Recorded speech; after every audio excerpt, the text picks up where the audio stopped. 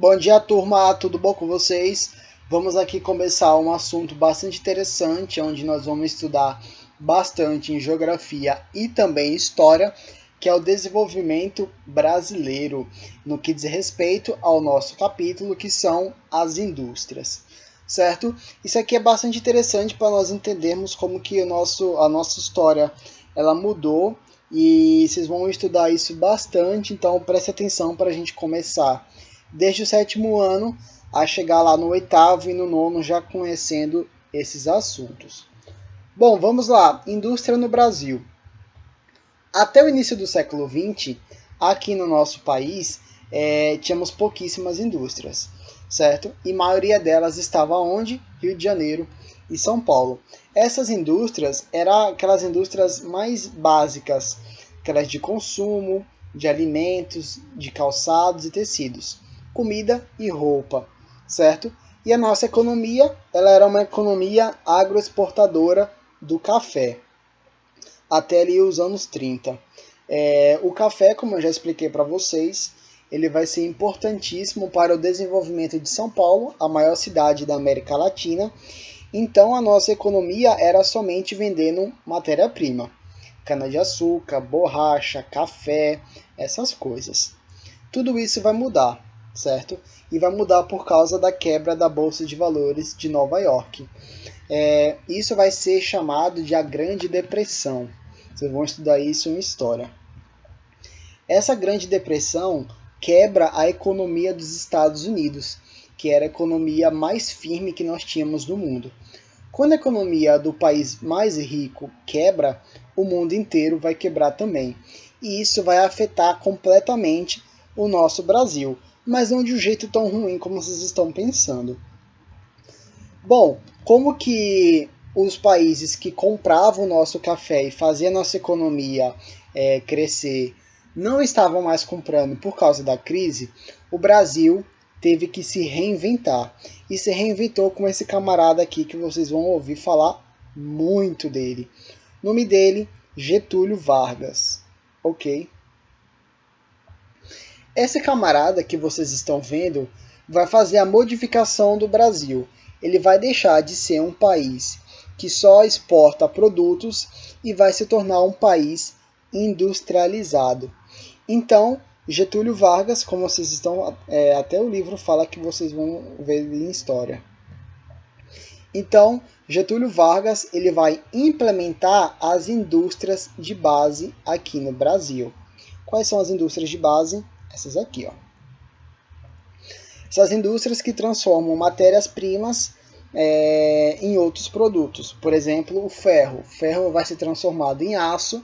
Esse aço pode ser utilizado para fazer geladeira, fogão, carro, porta, o que for, certo?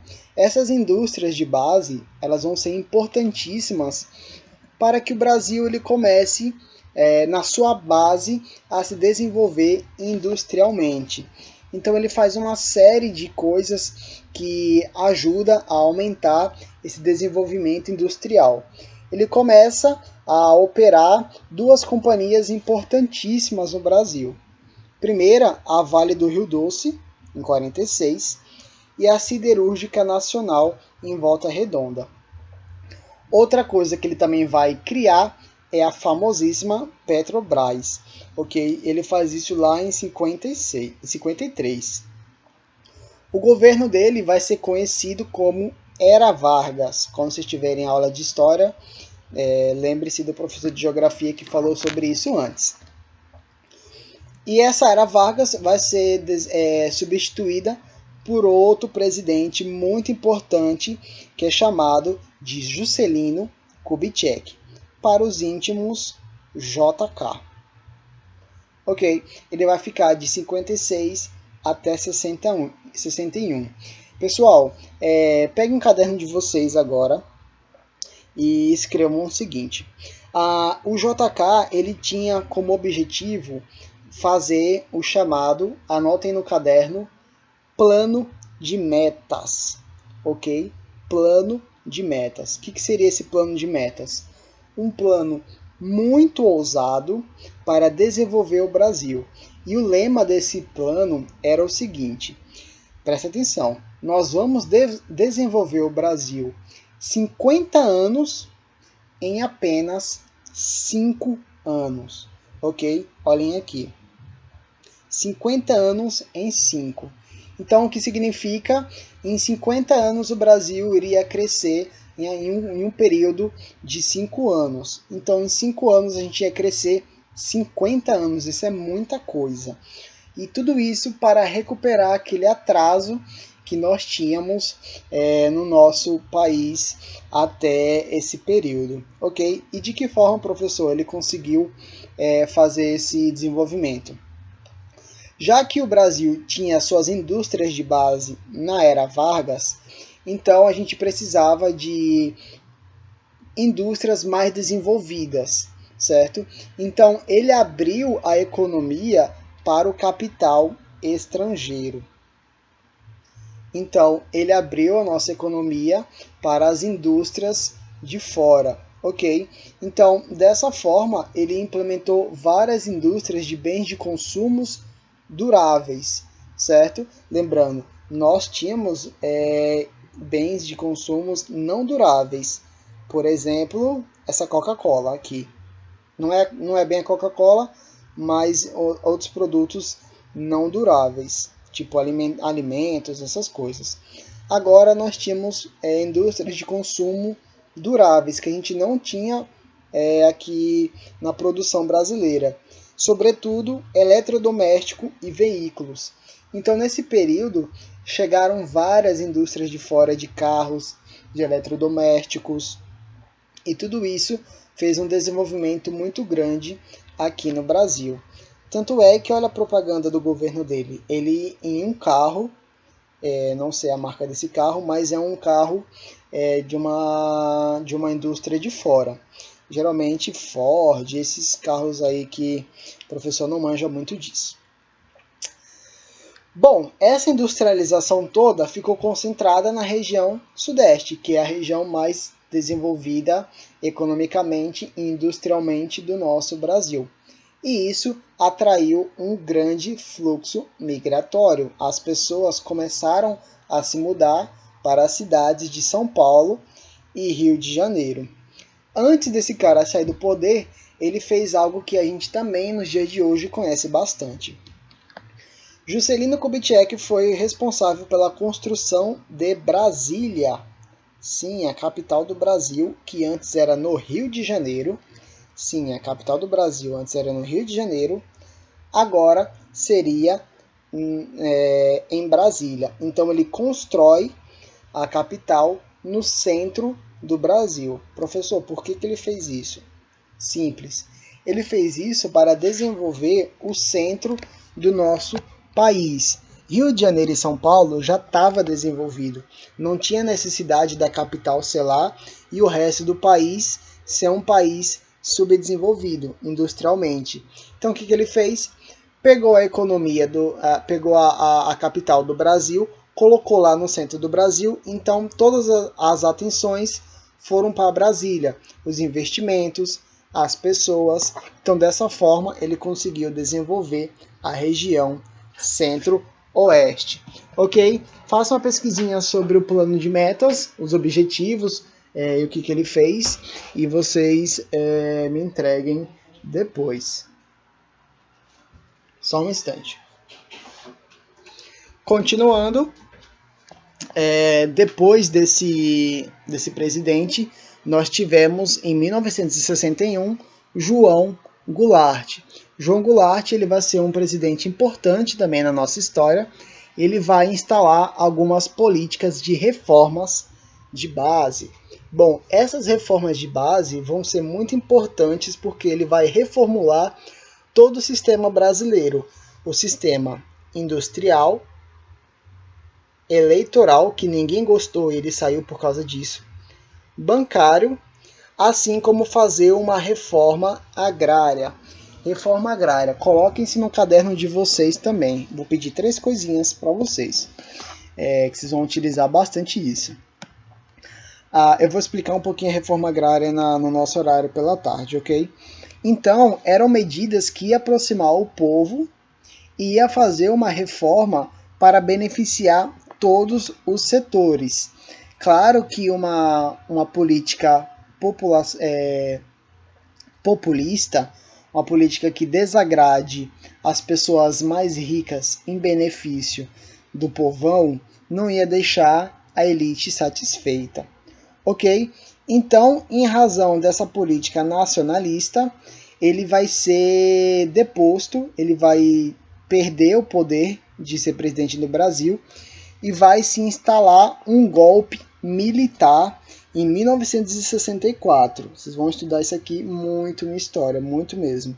E até comigo também, mas não tanto quanto história. Então, em 1964, o Brasil se torna uma ditadura militar, ok? Um governo que vai ter uma forte repressão ao povo, à população. Então, esses governos militares, eles duraram de 64 até 85, durou muito tempo, e adotaram práticas de economia que provocaram um crescimento da dívida muito grande, ok? Eles queriam desenvolver a economia brasileira, só que dessa forma eles fizeram uma dívida muito grande. Porém, como que eles queriam pagar essa dívida? Eles queriam pagar essa dívida exportando produtos agrícolas, certo? Para que a balança comercial brasileira ficasse positiva. Pessoal, o que seria essa balança comercial? Você já conhece, mas não nos termos que a gente estuda. Balança comercial é quando o seu negócio, seu investimento, seu mercado, qualquer coisa que você tenha, sua loja de roupas, enfim. Quando o seu negócio ele está vendendo mais do que ele compra, então ele está lucrando com aquilo. Por exemplo, eu tenho uma loja de roupas. Aí no ano de 2020, nessa pandemia, eu comprei 30 mil reais em roupas para vender na minha loja. Só que dessas 30 mil reais em roupas que eu comprei para vender na minha loja, para revender, né? Eu só consegui vender 15 mil. Então eu tive um prejuízo de 15 mil reais. Então minha balança comercial ela está negativa. Se eu tivesse desses 30 mil reais em roupa, revendido tudo e conseguido 40 mil reais, então eu teria 10 mil reais de lucro. Então minha balança comercial seria positiva, certo? Então dessa forma que o governo militar ele fez uma grande dívida externa e queria pagar ela com uma exportação agrícola. Deu certo? Não deu muito certo, mas a gente vai ver o que aconteceu depois. Nesse período também o governo brasileiro, o governo ditatorial militar, ele fez vários investimentos estatais em infraestrutura. O que é um investimento estatal? É um investimento do governo em indústrias puramente brasileiras, que nem essa usina aqui. Então ele construiu várias rodovias para ligar o país, ligar a região norte e centro-oeste com a região sudeste, e todas as regiões ficarem ligadas por essas rodovias que a gente viaja com nossos carros, ônibus e tudo mais. E também fez várias usinas hidrelétricas, que nem essa que vocês estão vendo. Isso aqui é uma obra estatal, ok? Uma empresa brasileira, administrado por brasileiros, para beneficiar os brasileiros. A mesma coisa é a Petrobras, por exemplo, uma outra empresa estatal. Foram criadas várias usinas hidrelétricas, que nem essa que vocês estão vendo aqui em Sobradinho. Bom, aqui é importante um momento importante da nossa aula. Bom, do mesmo modo que a gente estava desenvolvendo a nossa economia, foi se intensificado as desigualdades sociais e o problema com a fome, baixa qualificação da mão de obra e o aumento da miséria. Esse período eu vou colocar um vídeo para vocês precisam assistir uma reportagem. Isso vai ser considerado, vai ser chamado de, coloquem no caderno de vocês, o milagre econômico brasileiro, ok? Esse milagre econômico brasileiro, ele vai se tornar um grande problema para o Brasil, ok? Esse milagre econômico, ele vai se tornar muito prejudicial. Por quê? O governo militar, que nem todo golpe que é feito, ele sempre tem aquele discurso de melhorar a economia. Sempre quando o presidente sai do poder e outro entra através de um golpe ou alguma jogada política, que nem em 1964 e que nem a Dilma Rousseff em 2014, sempre a narrativa vai ser a mesma. Vamos melhorar a economia de um país que está quebrando. O que aconteceu aqui nesse período? Eu vou colocar um vídeo para vocês que vai falar sobre isso. Eles tinham uma analogia para explicar a ideia deles. Era de um bolo. Sim, um bolo. Eles falavam o seguinte: vamos fazer o bolo crescer, ou seja, a economia do Brasil. Vamos fazer esse bolo crescer para depois repartir com todo mundo. Esse todo mundo seria a população, certo? O bolo cresceu? Sim, galera, o bolo cresceu. A economia cresceu? Sim. O Brasil hoje ele tem o que? A 7ª maior economia do mundo. Porém, nem todo mundo comeu desse bolo. O que significa? Que somente a elite, a burguesia, os ricos comeram esse bolo. E ele não foi repartido com a população. O que significa isso? Que a economia cresceu, porém, somente os ricos se beneficiaram desse milagre econômico brasileiro. A população entrou em um grave problema de fome, um grave problema de miséria, e as desigualdades sociais aumentaram bastante no período da ditadura, certo? Outro probleminha que o Brasil tinha era que, como todo local que tem um desenvolvimento industrial, para a indústria funcionar, ela precisa de energia, correto? Se precisa de energia, precisa do petróleo. Só que o problema é que a Petrobras, ela não era a que a gente conhece hoje em dia. Ela não tinha o desenvolvimento de hoje em dia.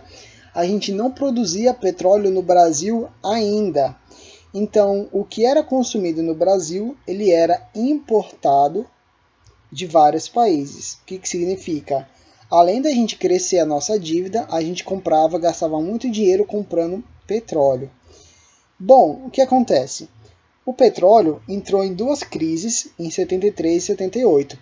Ficou muito caro, certo? O Brasil ele não ia conseguir comprar esse petróleo. Então, o Brasil entrou em uma crise enorme, já que ele dependia desse petróleo para a sua indústria funcionar. E a gente estava criando uma dívida muito grande. Então, não tinha espaço para erros. E esse foi um erro fundamental. Dessa forma, a economia brasileira ela despencou na década de 80. Vejam aqui. Essa aqui é a economia do Brasil nas outras décadas e aqui é a economia brasileira na década de 80. Então, aqui a gente percebe que a nossa dependência se tornou, na realidade, um problema muito grande. Sendo assim, na década de 80 criaram-se muitos problemas como a inflação, tudo ficou absurdamente caro, muito caro, qualquer coisa. A gente fala que o arroz hoje está caro, nessa época estava muito mais caro ainda.